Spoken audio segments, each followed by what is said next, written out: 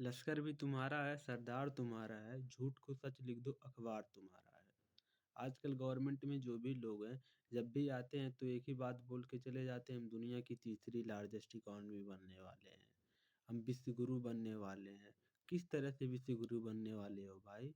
2023 के डाटा के अनुसार देखा जाए तो दुनिया के 50 पॉल्यूटेड शहरों में से 42 इंडिया के शहर थे। 2024 में के डाटा के अनुसार देखा जाए तो दुनिया के 100 पॉल्यूटेड शहरों में से 92 शहर 92 शहर इंडिया के थे। इस हिसाब से आप विश्व गुरु बनने वाले हैं? हर जगह गंदगी फैला रखी है और आके बोल देते हैं बेशर्मों की तरह हम विश्व गुरु बनने वाले हैं। हालाँकि अभी ये हमारा टॉपिक नहीं है।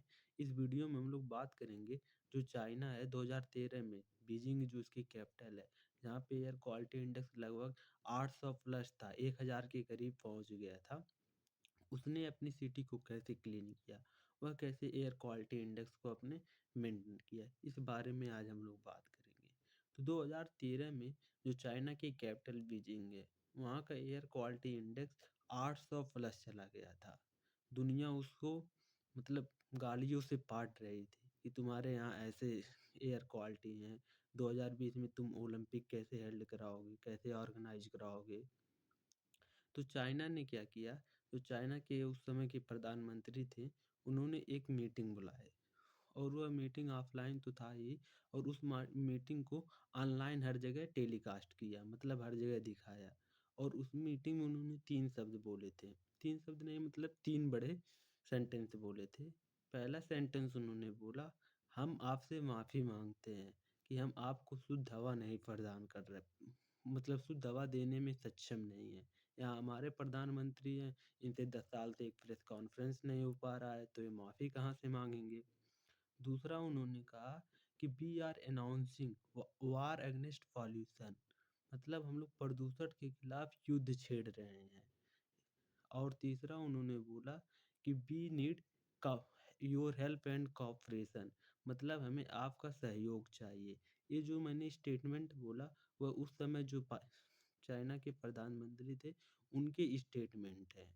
यहाँ हमारे प्रधानमंत्री कॉन्फ्रेंस नहीं कर पाते हैं, यहाँ कहेंगे एक पेड़ माँ के नाम, चलिए 10 लाख पेड़ बेच देंगे अडानी के नाम। हालाँकि उसके बारे में भी हम लोग बात नहीं कर रहे हैं। हम लोगों का मेन फ़ोकस है कि इसने कैसे अपने एयर क्वालिटी को कंट्रोल किया। तो उन्होंने ये 3 शब्द बोला और फिर उसके बाद उन 2014 में चाइना के पीएम थे, उन्होंने अपने देश के सारे प्रोफ़ेसर को बुलाया, केमिकल इंजीनियर को बुलाया और एनवायरमेंटल एक्सपर्ट को बुलाया, जो पर्यावरण संबंधी एक्सपर्ट थे, विशेषज्ञ थे, उन सबको बुलाया और कहा हम आपको सुप्रीम पावर देते हैं, हमको नहीं पता आप क्या करेंगे, कैसे करेंगे, ये सब हमको नहीं मतलब है। किसी भी तरीके से बस हमको 2020 तक बीजिंग को एकदम क्लीन बनाना है। इतना क्लीन बनाना है कि यहाँ पे जो भी ओलंपिक के प्लेयर हैं, जो भी ओलंपिक को देखने दर्शन आए, उनको लगे कि हम किसी हिली एरिया पे आए हैं, मतलब पहाड़ी क्षेत्र में आए हैं। इतना स्वच्छ यहाँ का हवा होना चाहिए, इतना स्वच्छ यहाँ का वातावरण होना। वहाँ की गवर्नमेंट प्रोफ़ेसर, इंजीनियर और एक्सपर्ट को बुला रही है।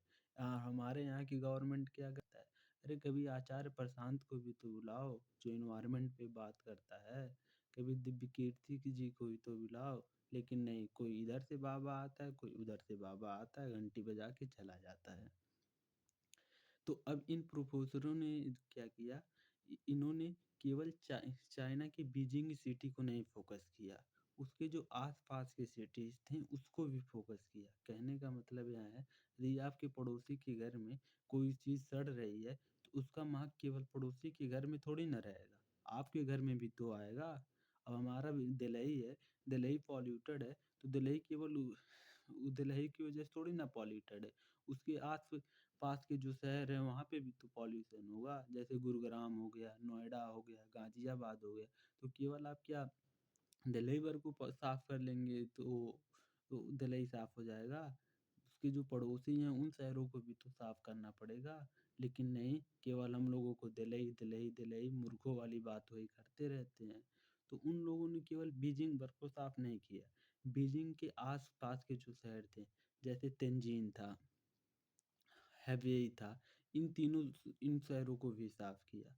तो उन्होंने क्या किया एक मॉडल अपनाया था 2+26। 2+26 में क्या किए, बीजिंग के साथ-साथ पहले तेंजिन और हेबियो को भी क्लीन किया और फिर उसके बाद 26 और शहरों को भी क्लीन किया।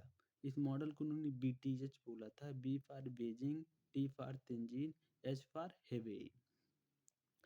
इसका उन्होंने रीज़न ढूँढा कि हम मेन रीज़न क्या है हमारे इस एयर क्वालिटी इंडेक्स को ख़राब होने का।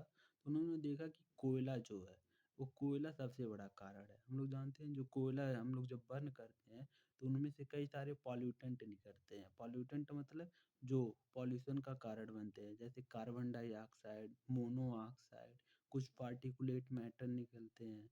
2.5 माइक्रोमीटर भी हो सकता है, 10 माइक्रोमीटर भी हो सकता है।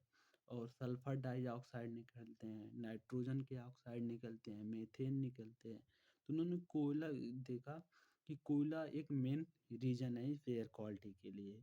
तो देखा कि कोयले का यूज़ कहाँ हो रहा है, चाइना में किस काम के लिए। तो कोयले का यूज़ उन्होंने मेनली पाया कि जो घरों में है वहाँ पे बीजिंग हमारा जो है कोल्ड एरिया है, वहाँ पे ठंडी थोड़ी अधिक पड़ती है। लोग घरों में कोयला जलाते हैं। तो उन्होंने क्या किया, घरों में कोयला जलाना बंद किया और उसको इलेक्ट्रिक में कन्वर्ट कर दिया। मतलब अब इलेक्ट्रिक हीटर वहाँ पे, इलेक्ट्रिक हीटर से सब लोग गर्मी लेते हैं। दूसरा, जो कोयला था थर्मल पावर प्लांट में यूज़ किया जा रहा था। थर्मल पावर प्लांट मतलब एक ऐसा बिजली घर जहाँ हम लोग कोयले से बिजली बनाते हैं। तो उन्होंने इस थर्मल पावर प्लांट को मीथेन गैस पे शिफ्ट कर दिया। मीथेन गैस हमारा एक नेचुरल गैस है, उससे उन्होंने बिजली बनाने लगा। कोयले से जब बिजली बना रहे थे, तो उनमें से एक गैस निकल रहा था, उस गैस का नाम था फ्लू गैस और उस फ्लू गैस का जो मेन कंपोनेंट था, सल्फर डाइऑक्साइड था। हम लोग जानते हैं सल्फर डाइऑक्साइड हमारा जो था एसिडिक इन नेचर होता है, तो इसको इन्होंने सबसे पहले एटमॉस्फेयर से हटाया। तो इसको हटाने के लिए उन्होंने जो टेक्निक रखा, उसका नाम था एफजीडी।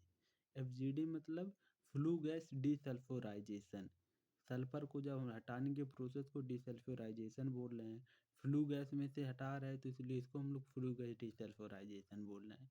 तो इसमें इन्होंने किया क्या, हमने जैसे पहले बताया कि सल्फर डाइऑक्साइड हमारा क्या है, एसिडिक इन नेचर होता है और इन्होंने इस एसिड को बेस के साथ रिएक्ट करा दिया और जब एसिड और बेस आपस में रिएक्ट करते हैं तो न्यूट्रलाइजेशन रिएक्शन होता है, जिससे हमारा साल्ट प्लस और वाटर बन जाता है। तो मोस्ट कॉमन जो बेस उन लोगों ने लिया था, लाइम लिया था, कैल्शियम कार्बोनेट, चूना जो पत्थर होता है उसको लिया था। तो उस चूने पत्थर में 2 तरीके का हो जाता है, या आप ड्राई लीजिए या एक्विट लीजिए, उसमें हम लोग नहीं जा रहे हैं मेन। लेकिन उन्होंने पहला क्या किया, डीसल्फ्योराइज़ेशन किया। डीसल्फ्योराइज़ेशन किसका किया? फ्लू गैस का। कैसे किया? बेस के साथ रिएक्ट करा के डीसल्फ्योराइज़ेशन उसका किया।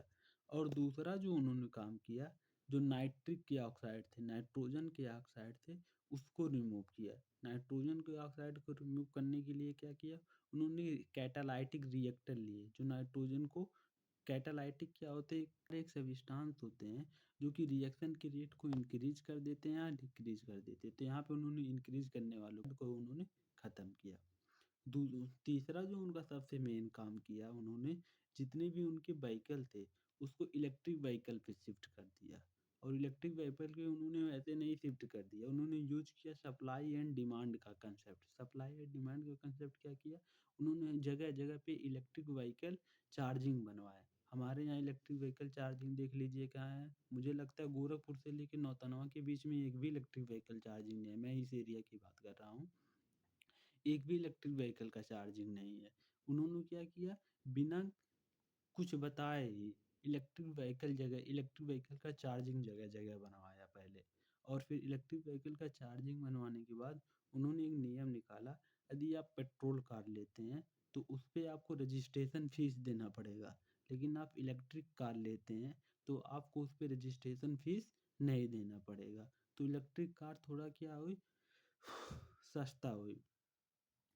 तो थोड़ा सस्ता होने के कारण वहाँ की जो पॉपुलेशन थी, उन्हें यहाँ चूतिया, हमारे यहाँ की तरह चूतिया नहीं थे, कि जो हिंदी, मुस्लिम जाति-पात के नाम पे लड़ते रहें। तो उन्होंने इस पे उनका हेल्प किया और इलेक्ट्रिक व्हीकल खरीदना चालू किया। और दूसरा, इस चौथा उन्होंने सबसे बड़ा काम क्या किया कि उन्होंने अपनी जो नई पीढ़ी आ रही है उसको तैयार किया। नई पीढ़ी को कैसे तैयार किया? स्कूलों में एक चैप्टर या एक मतलब पूरा सब्जेक्ट बनाया, पॉल्यूशन एंड वेस्ट मैनेजमेंट। आप पॉल्यूशन और वेस्ट को मैनेज कैसे करेंगे? हमारे यहाँ क्या होता है, भाड़ में जाए फेंक देते हैं, हमारा कहा जाता है। कोई भी चीज़ लेते हैं, फेंक देते हैं, नाली में फेंक देते हैं, पोखरे में फेंक देते हैं। अबे पोखरे तालाब में फेंक रहे हो, उस वाटर में वाटर एक्वेटिक एनिमल होती हैं, उन चीज़ों को खाएँगी, उनकी लाइफ़ को हार्म होगा कि नहीं होगा? लेकिन हमको वहाँ तक जब सोचने की हमारे अंदर शक्ति रहेगी तब ना सोचेंगे। 8वीं क्लास पढ़ के सऊदीया भाग जाते हैं सब कमाने, और कमा के कहते हैं कि हम बहुत बड़ा तीर खां हो गए, इन्हें देश से कुछ मतलब ही नहीं है, पर्यावरण क्या है इनको कुछ मतलब ही नहीं है। हाँ, बस हिंदू मुस्लिम करवाते रहे ज़िंदगी भर साले उसी वो कहा गया है ना, नाली कीड़े नलिये में की तरह वैसे पड़े रहते हैं। चंद रुपए कमा लेंगे, अपने आप को तीस मार खां समझने लगते हैं। दुनिया में देश में क्या हो रहा है, हमारे एटमॉस्फेयर में क्या इफ़ेक्ट हो रहा है, इनको उससे कुछ भी मतलब नहीं है। चलिए हटाइए।